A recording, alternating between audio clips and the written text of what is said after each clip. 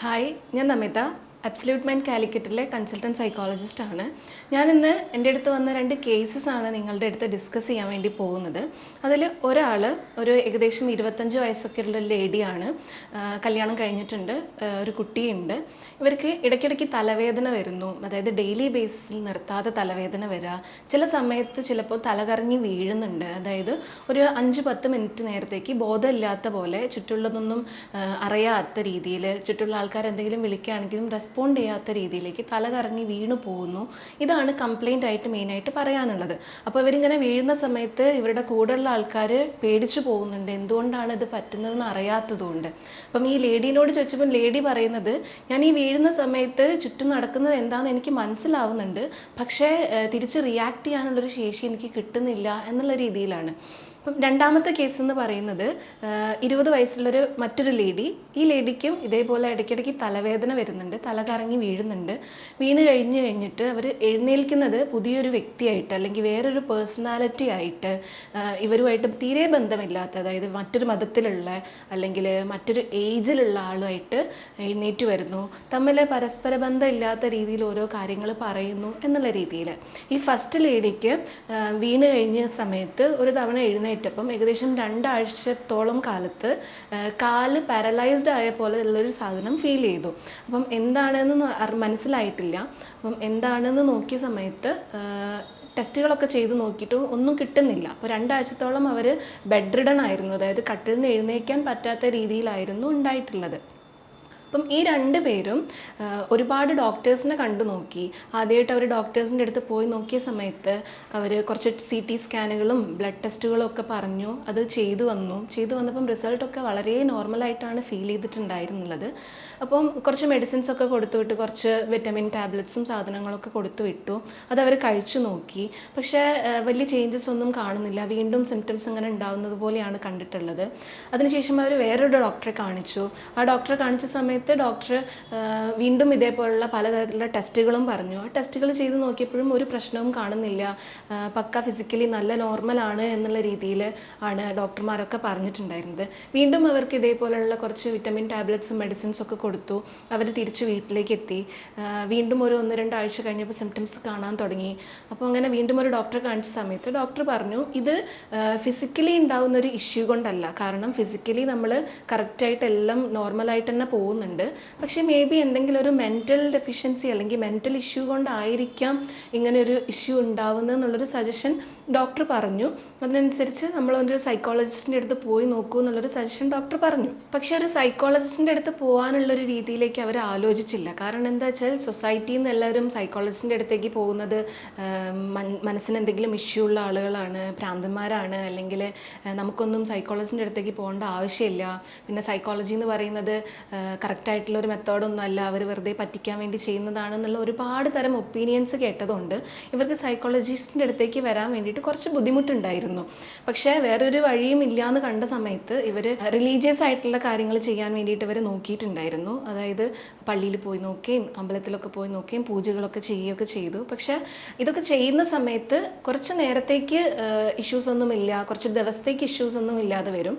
വീണ്ടും ഈ പ്രശ്നങ്ങൾ സ്റ്റാർട്ട് ചെയ്യാൻ തുടങ്ങിയപ്പോൾ ഒരു നിവൃത്തിയും ഇല്ലാതെയാണ് ഇവർ സൈക്കോളജിസ്റ്റിൻ്റെ അടുത്തേക്ക് വന്നിട്ടുണ്ടായിരുന്നത്. ഈ കേസിൽ കണ്ട പോലെയുള്ള മനസ്സിൻ്റെ ഇഷ്യൂ കൊണ്ട് ശരീരം കാണിക്കുന്ന സിംറ്റംസിന് നമ്മൾ സൈക്കോസൊമാറ്റിക് അല്ലെങ്കിൽ ട്രാൻസ്പൊസിഷൻ കാറ്റഗറിയിലാണ് ഉൾപ്പെടുത്താറുള്ളത്. അതായത് ഫിസിക്കലി നമുക്ക് ഒരു പ്രശ്നവും ഉണ്ടാവില്ല, സ്കാൻ റിപ്പോർട്ട്സിലും ഒരു പ്രശ്നവും ഉണ്ടാവില്ല. പക്ഷേ മൈൻഡിൻ്റെ പ്രശ്നം കൊണ്ട് ഇങ്ങനെയുള്ള സിംറ്റംസ് കാണുകയും ചെയ്യും.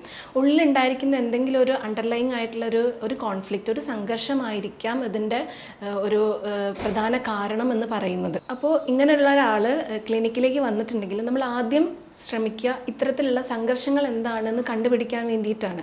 ചിലപ്പം അവർക്കത് കറക്റ്റ്ലി പറഞ്ഞു തരാൻ പറ്റിക്കൊള്ളണമെന്നില്ല. നമ്മളുടെ മൈൻഡിൽ അൺകോൺഷ്യസ് ആയിട്ടും കോൺഷ്യസ് ആയിട്ടും കാര്യങ്ങൾ പ്രവർത്തിച്ചു പോരുന്നുണ്ട്.